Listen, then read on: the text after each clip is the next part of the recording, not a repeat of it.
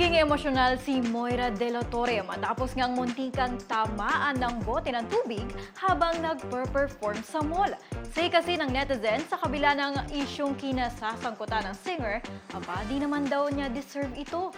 Chikang umaabante mula kay Romel Placente. Hindi napigilan ng singer-songwriter na si Moira De La Torre na mapaiyak matapos na muntikan na siyang tamaan ng bote ng tubig sa kalagitnaan ng performance. Nagtrending ang kuha ng video kung saan kalmado pa rin si Moy kahit muntik ng tamaan ng bottled water na mula pa sa ikatlong palapag ng mall. Kinakanta ni Moira ang kanyang hit single na Paubaya nang biglang malaglag ang bote. Pero say ng ilang netizens, aksidente umano ito at nasagi lamang ang paper bag na may mga lamang mineral mula sa isang estudyante.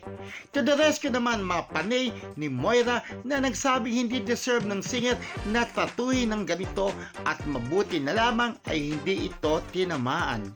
Walang kasing init ang chika. Ako si Romel Placente, ang inyong hot talker ng Abante Radio. Ito ang balitang mabilis, mabangis, walang mintis.